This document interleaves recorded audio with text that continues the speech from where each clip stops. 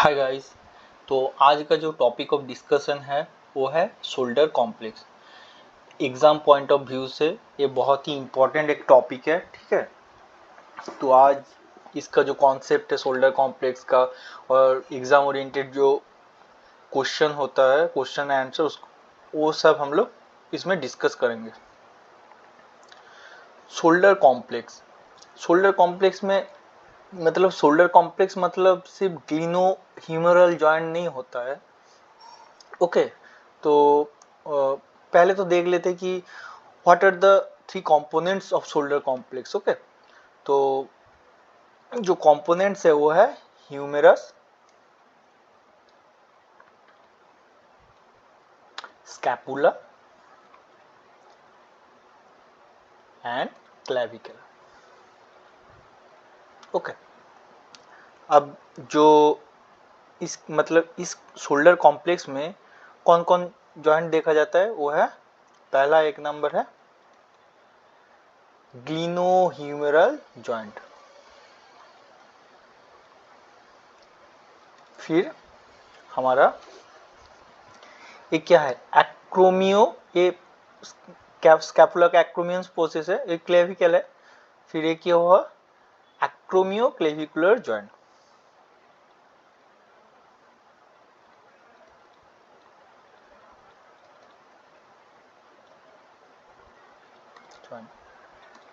फिर तीसरा ये है स्टार्नम है, उसके साथ क्या अटैच हो रहा है, क्लेविकल अटैच हो रहा है, इसीलिए इसका नाम है स्टार्नो क्लेविकुलर जॉइंट।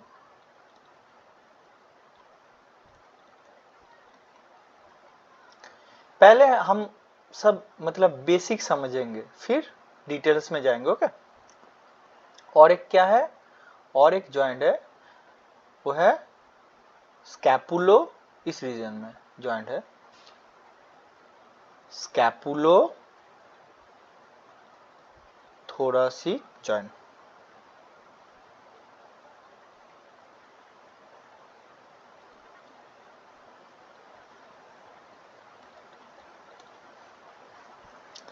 स्कैपुलोथोरैसिक जॉइंट एक ट्रू जॉइंट नहीं है, जो ट्रू जॉइंट का जो फीचर्स रहता है वो सब फीचर्स स्कैपुलोथोरैसिक जॉइंट में नहीं है। अब जो इम्पोर्टेंट चीज है वो है कि ये जो जॉइंट्स है ये किस वैरायटी का जॉइंट है। ओके, बहुत ही इम्पोर्टेंट चीज है ये। जो ग्लिनोह्यूमरल जो जॉइंट है वो है हमारा synovial joint of ball and socket variety. synovial joint of ball and socket variety. Okay, और जो हमारा एक्रोमियो क्लेविकुलर जॉइंट है वो है plane synovial joint. Okay, exam point of view से ये बहुत ही इंपॉर्टेंट है, ठीक है। और जो हमारा स्टार्नो क्लेविकुलर जॉइंट है वो है सैडल जॉइंट, ठीक है। अब हम लोग जो शोल्डर है उसका थोड़ा बायोमैकेनिक्स समझते हैं, क्योंकि जो बायोमैकेनिक्स का कॉन्सेप्ट है बहुत इंपॉर्टेंट है। ओके, अब जो इसका जो एक रिदम होता है, रिदम को बोला जाता है, वेट,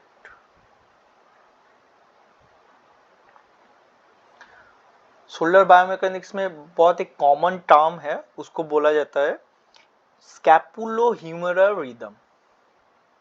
स्कैपुलो ह्यूमेरल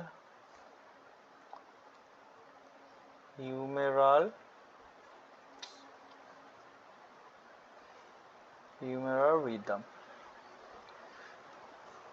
तो इसमें क्या होता है कि जो स्कैपुला एंड ह्यूमेरस है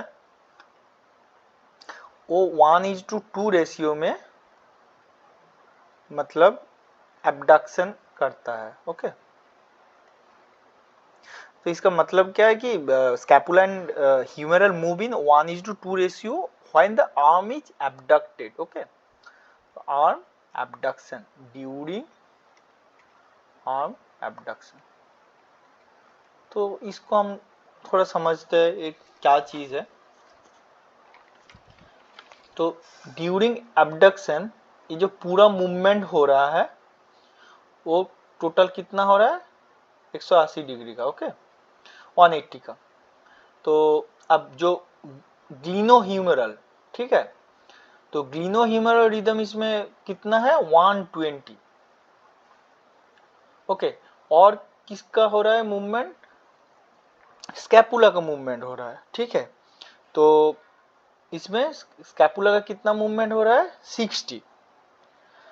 तो ये क्या हुआ, मतलब टोटल 180 है, उसमें हो गया ये 120, ठीक है। तो ग्लिनोह्यूमरल रिदम हो गया 120 और स्कैपुलर जो मूवमेंट हो गया, स्कैपुलर थोरेसिक जो मूवमेंट है वो 60 है। तो इसीलिए इसको बोला जाता है मतलब 1:2 मूवमेंट, ओके, ठीक है, 1:2 रेशियो लिया जाता है। अब और एक चीज समझने वाला है, ठीक है, लिटिल बिट डिटेल्स, ओके, ये भी मतलब जानना जरूरी है। उसमें क्या है कि जब शोल्डर का एबडक्शन होता है तब क्या होता है, इधर क्या रहता है हमारा, क्लेविकल रहता है, ओके, क्लेविकल है।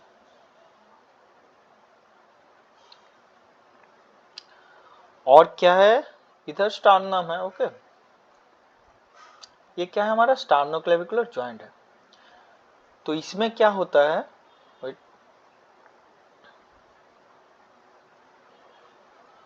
वेट ए सेकेंड, ओके, तो इसमें क्या है कि जब एबडक्शन होता है 25 डिग्री एलिवेशन होता है। किसका एलिवेशन होता है, हमारा स्टार्नोक्लेविकुलर जॉइंट का, ठीक है।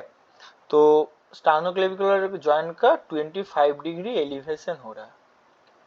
और क्या हो रहा है उसके साथ हमारा जो एक्रोमियोक्लेविकुलर जॉइंट है, तो एक्रोमियोक्लेविकुलर जॉइंट है, इसमें क्या हो रहा है, 35 डिग्री अपवर्ड रोटेशन हो रहा है, 35 डिग्री अपवर्ड रोटेशन हो रहा है, ओके।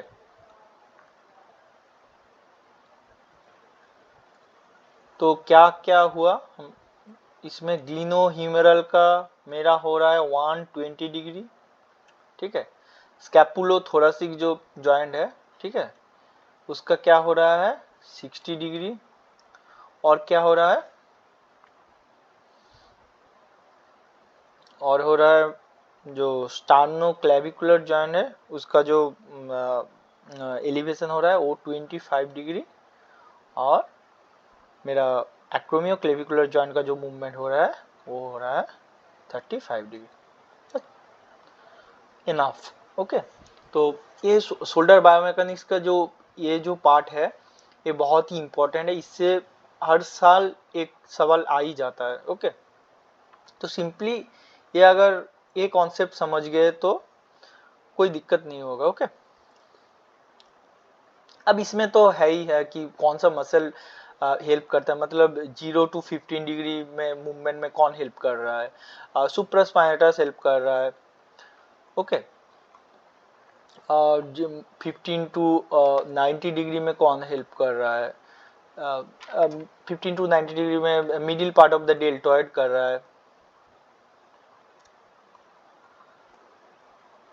और एबव 90 डिग्री कौन कर रहा है, अपर ट्रैप्स कर रहा है, अपर ट्रेपेजियस, और कौन कर रहा है, और सेरेटस एंटीरियर, ओके। तो ये भी एग्जाम पॉइंट ऑफ व्यू से बहुत इंपॉर्टेंट है। अब हम लोग आ जाते हैं क्लेविकल में।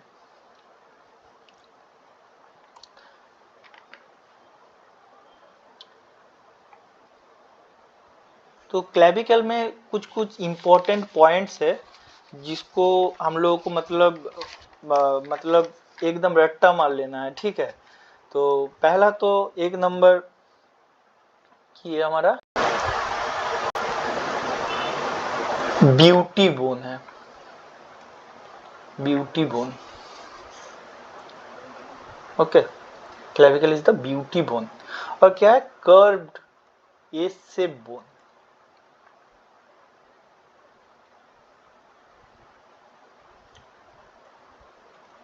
ओके, फिर क्या है कि द फर्स्ट बोन टू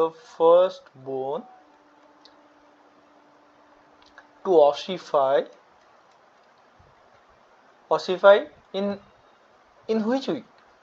बहुत ही इंपॉर्टेंट सवाल है। 5th and 6th इंटरयूटेराइन week. Okay, और क्या है कि ये लास्ट बोन भी है जो अपना ऑसिफिकेशन कंप्लीट करता है at the age of 20 to 25 years old. Okay, the last bone to complete ossification, okay, 20 to 25 years। वही तो हम लोग देख रहे हैं, ये क्या है? स्टार्नल, मतलब मीडियल साइड है, स्टार्नल एंड है, और ये हमारा लैटरल साइड है, ये हमारा जो एक्रोमियल एंड है। ओके,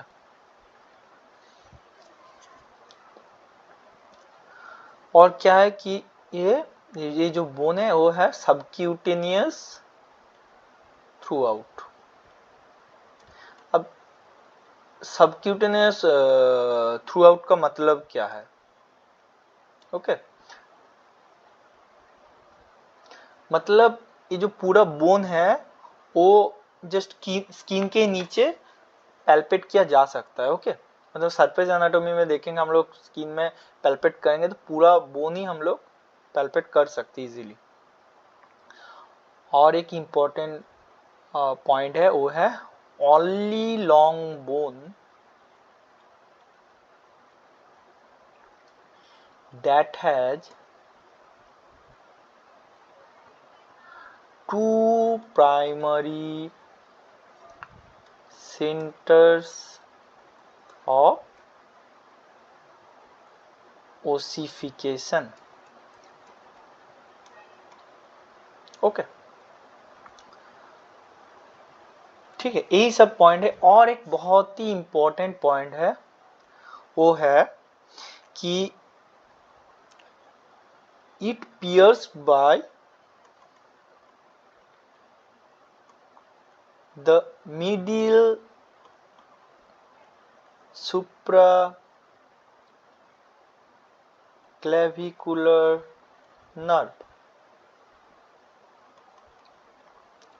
ओके, तो समझ रहे हैं कि जो सुप्राक्लेविकुलर नर्व है वो क्लेविकल को स्पियर कर रहा है। तो मतलब अगर क्लेविकल फ्रैक्चर होगा तो मतलब सुप्राक्लेविकुलर नर्व का इंजरी होने का चांस ज़्यादा रहेगा। ओके, और क्या है कि मेडुलरी कैविटी नहीं है, मतलब नो मेडुलरी कैविटी।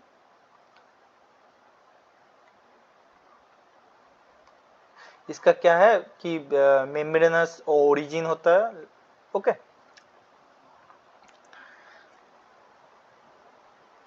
अब हम आ जाते हैं जो क्लेविकल फ्रैक्चर होता है, अब हम लोग उसी बारे में डिस्कस करेंगे।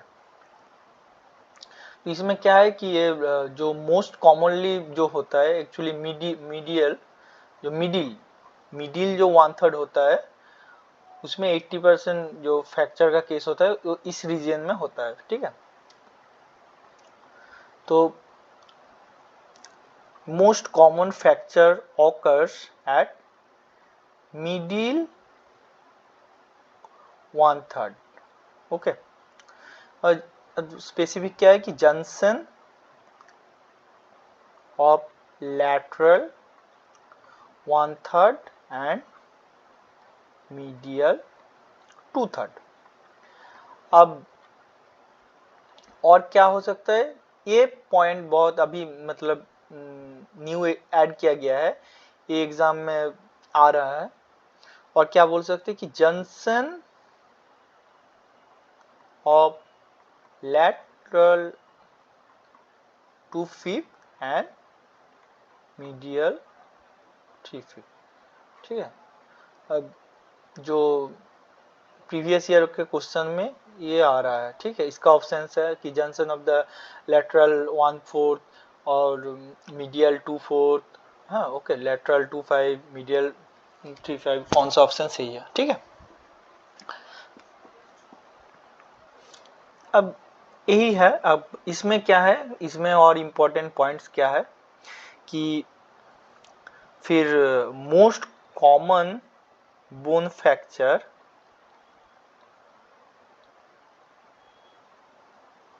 At the time of birth.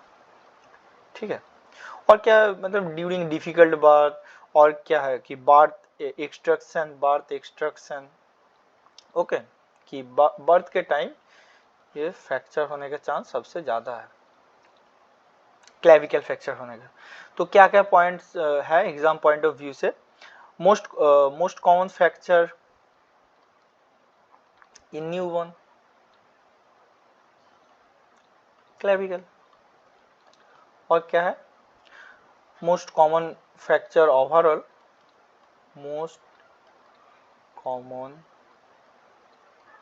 Fracture overall, वो क्या है, क्लेविकल। ये जो पॉइंट्स है, हर पॉइंट्स बहुत ही इंपॉर्टेंट है। ओके, हर पॉइंट से सवाल आता है एग्जाम में। अब इसका जो कॉम्प्लिकेशंस है, ओके, कॉम्प्लिकेशंस क्या है,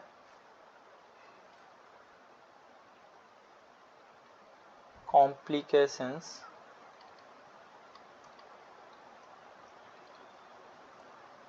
most common complication is malunion. Okay, इसको मैं रेड लिखता हूँ, मैल यूनियन। ओके, और क्या होता है अदर्स, न्यूरोवास्कुलर इंजुरी, मतलब जो ब्रेकियल प्लेक्सस। ओके, और मतलब और क्या कि सबक्लेवियन वेसल्स। ओके, ये सब। और हम तो जानते हैं कि जो सुप्राक्लेविकुलर नर्व है, ये सब जो सुप्राक्लेविकुलर नर्व का भी इंजुरी हो सकता है। ये सब कॉम्प्लिकेशंस है। अब आ जाते हैं कंजर्वेटिव मैनेजमेंट में। तो कंजर्वेटिव मैनेजमेंट में क्या है कि ये जो ए है,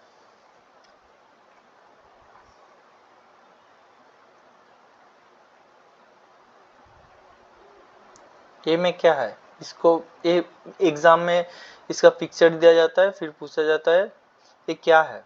ओके, ये है हमारा figure of 8 bandage, figure of 8 bandage. अब हम लोगों को समझना होगा कि क्लेविकल फ्रैक्चर में फिगर ऑफ 8 बैंडेज क्यों यूज किया जाता है।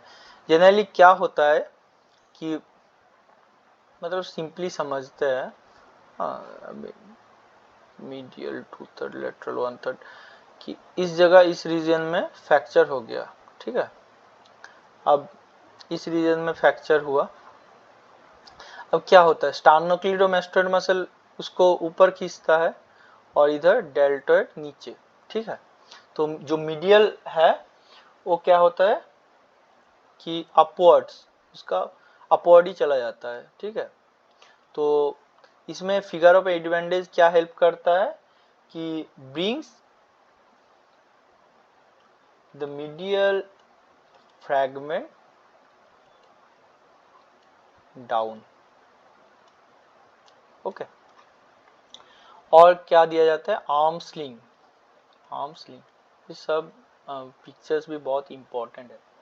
आर्म स्लिंग क्या करता है, brings the lateral fragment up. वही मैं बोला कि डेल्टोइड इसको नीचे खींचता है और स्टार्निकुलेटोमास्टोइड इसको ऊपर खींचता है। तो आर्मस्विंग क्या हेल्प करता है कि लेटरल लिप जो होता है, लेटरल उसको जो लेटरल फ्रेगमेंट होता है उसको अप करके रखता है। ठीक है, अब ये बहुत एक फेमस बैंडेज है। ओके, इसका नाम क्या है? जस्ट तुम लोग हम मुझे 3 सेकंड में टाइम दे रहा हो कि तुम लोग सोच लो कि क्या इसका नाम क्या है। बहुत ही फेमस है ये बैंडेज। ओके,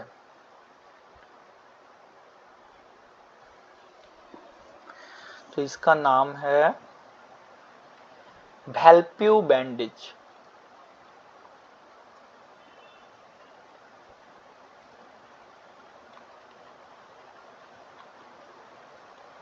ये पहले जब मतलब शोल्डर डिसलोकेशन और क्लेविकल फ्रैक्चर हो तो ऐसे ही पट्टी बांध दिया जाता था। अभी भी ऐसे ही किया जाता है।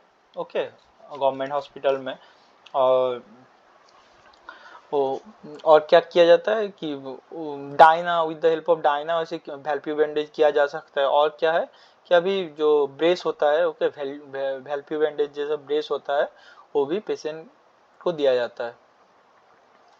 अब इसका कुछ वैल्प्यू बैंडेज में मतलब क्या करता है, एक्चुअली इसका काम क्या है कि इट्स प्रोमोट्स स्टेबिलाइजेशन। ओके, अब इसका इंडिकेशंस देख लेते हैं और किस किस जगह में यूज कर सकते हैं। इसका इंडिकेशन कहाँ है कि अगर शोल्डर डिसलोकेशन हो गया, ओके, शोल्डर डिसलोकेशन और सबलक्सेशन। सबलक्सेशन में और एक चीज या शोल्डर सपोर्ट बोला जाता है, बोबत कप बोला जाता है। ठीक है, वो यूज होता है जनरली, लेकिन वैल्प्यू बैंडेज भी यूज किया जा सकता है। शोल्डर डिसलोकेशन हो गया, फिर rotator cup tear. Okay, rotator cup muscle जो होता है उसका टियर के वजह से, मतलब उसका टियर के केस में किया जाता है। अब इसमें थोड़ा डिवीजन कर लेते हैं। रोटेटर कप मसल्स क्या है? सीट्स। ओके, टी छोटा, इसका मतलब क्या है? Supraspinatus T T seats for supraspinatus, I for infraspinatus, T for teres minor, S for subscapularis। आगे के वीडियो में हम लोग ये डिटेल सब पढ़ेंगे जब स्कैपुला का टॉपिक आएगा। अब और क्या है इस केस में, अगर रोटेटर कफ मसल इंजुरी हुआ तो, ठीक है, क्या कौन सा टेस्ट हमारा पॉजिटिव होता है? ड्रॉप आर्म टेस्ट, बहुत इंपॉर्टेंट है। ड्रॉप आर्म टेस्ट पॉजिटिव होता है। मतलब एक सिंगल वीडियो में हम क्या क्या पढ़ रहे हैं? एनाटोमी पढ़ रहे हैं, बायोमैकेनिक्स पढ़ रहे हैं, ऑर्थोपेडिक्स पढ़ रहे हैं। तो इसमें क्या हो रहा है, मेरा 3 सब्जेक्ट का जो सवाल है सब कुछ कवर हो जा रहा है। ओके, अब जो अदर्स इंडिकेशंस क्या क्या है, और अदर्स इंडिकेशंस मेरा ह्यूमेरस का, अगर ह्यूमेरस और स्कैपुला का फ्रैक्चर, ओके, ह्यूमेरस और स्कैपुला का फ्रैक्चर के केस में यूज किया जा सकता है। और injury to the soft tissue of shoulder and arm.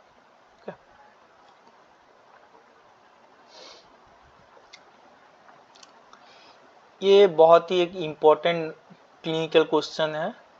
तो मैं 3 सेकेंड आप लोगों को टाइम दे रहा हूँ को ये जो कंडीशन है इसको क्या बोला जाता है। ओके,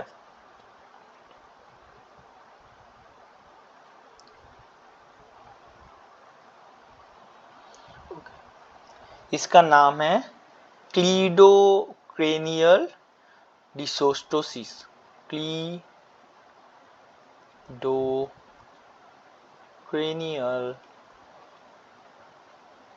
टीशोस्टोसिस।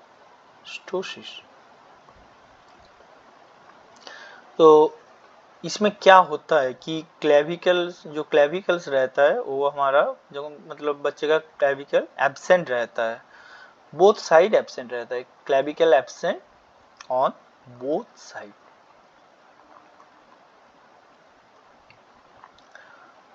फिर क्या आता है उसके वजह से शोल्डर का अप्रोक्सीमेशन हो जाता है, शोल्डर का अप्रोक्सीमेशन।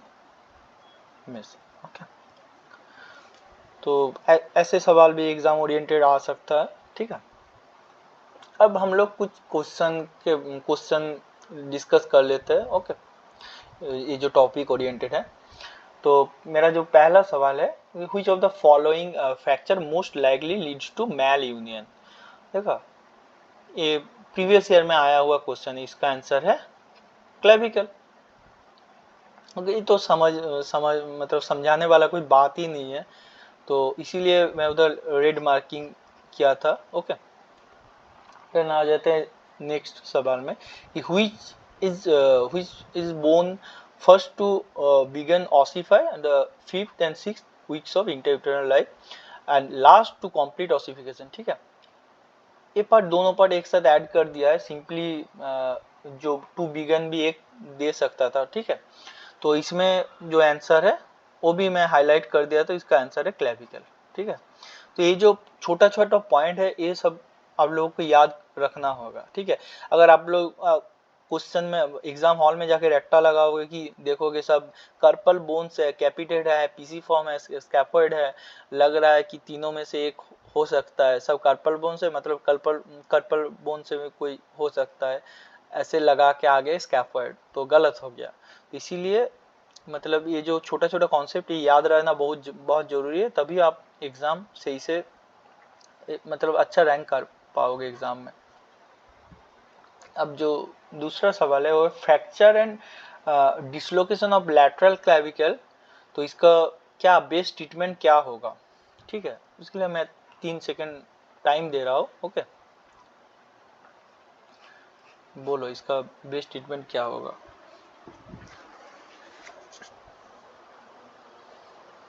तो बहुत सारे ने सोचा, मुझे लग रहा है कि आप लोग सोचे figure of 8, okay, figure of 8 splint, क्योंकि ये कंजर्वेटिव मैनेजमेंट है, हम लोग पढ़े ऊपर में कि कंजर्वेटिव मैनेजमेंट किया जाता है, लेकिन जब फ्रैक्चर एंड डिसलोकेशन हो जाएगा, ठीक है, तो उसमें जो नर्व इंजरी होने का चांस रहता है, ठीक है, ये सब इंजरी होने का चांस रहता है, तो उसमें फिगर ऑफ 8 नहीं किया जाता है, okay. Figure of 8 is the wrong answer. तब क्या होता है, तब हमारा होता है सर्जिकल रिपेयर, ओके। तो सर्जिकल रिपेयर होता है, तो इसका आंसर होगा सर्जिकल रिपेयर।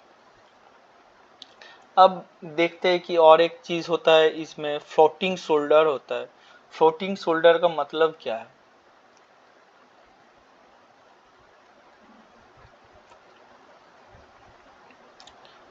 तो फ्लोटिंग शोल्डर का मतलब है मेरा क्लेविकल फ्रैक्चर होगा, क्लेविकल फ्रैक्चर होगा, उसके साथ क्या होगा, मेरा fracture glenoid, okay, fracture glenoid, ये भी इम्पोर्टेंट है, ठीक है। और तो मैं बोला ही कि अगर मतलब फ्रैक्चर विद न्यूरोवास्कुलर इंजरी हुआ तो सर्जिकल रिपेयर करना होगा। अब ये एक बहुत इंटरेस्टिंग सवाल है बायोमैकेनिक्स का, ठीक है, ये देख लेते हैं।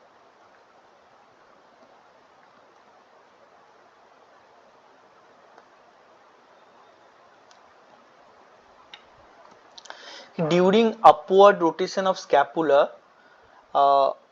मतलब ड्यूरिंग आर्म एलिवेशन क्या होता है, ठीक है, ड्यूरिंग आर्म एलिवेशन क्या होता है, there is the anterior rotation and elevation of the clavicle at sternoclavicular joint, there is posterior rotation and elevation of clavicle at sternoclavicular joint, both air bears correct and none of the above, okay। चलो 3 second time दे रहा हूँ, सोच लो। अगर आप लोगों को इसका concept मालूम है तो बहुत इजीली कर लोगे, अगर कॉन्सेप्ट नहीं मालूम है, बायोमैकेनिक्स इसका नहीं मालूम है, तो एग्जाम में गलत करके आओगे। ओके, तो इसका जो आंसर है वो है, बहुत लोग ने एंटीरियर रोटेशन एंड एलिवेशन कर सकते हो। ओके, तो ये जो आंसर है गलत है, इसका सही आंसर है that is posterior rotation and elevation of the clavicle at SC joint. Okay, तो ये सिंपल क्या है, ये हमारा कॉनकेव कॉन्वेक्स रूल का कॉन्सेप्ट है। ओके, कॉनकेव कॉन्वेक्स रूल, इसका मैं डिटेल्स नहीं बोलूंगा क्योंकि आप लोग पढ़ोगे नहीं, जाके आज ही बुक खोल के ये जो कॉनकेव कॉन्वेक्स रूल है वो देख लेना। ओके, तो इसमें कॉनकेव कॉन्वेक्स रूल वाइज ये क्या है, हम लोग पहले ही बोले कि स्टार्नो क्लैविकुलर जॉइंट है वो हमारा है saddle variety of joint. Okay, saddle joint, तो इसमें क्या हो रहा है कि ड्यूरिंग जो एलिवेशन हो रहा है उसमें क्या हो रहा है, स्कैपुला का ये सॉरी क्लैविकल का रोलिंग हो रहा है, रोलिंग पोस्टीरियरली हो रहा है, ठीक है, और स्लाइडिंग एंटीरियरली हो रहा है। और ड्यूरिंग डिप्रेशन क्या हो रहा है, डिप्रेशन में रोलिंग जो हो रहा है क्लेविकल का वो एंटीरियरली हो रहा है एंड स्लाइडिंग हो रहा है वो है पोस्टीरियरली हो रहा है। ठीक है, यही है concept. Okay okay, thank you. और ऐसे ही इंटरेस्टिंग वीडियो मैं आगे भी मतलब लेकर आऊँगा। ओके, तो हैप्पी स्टडी।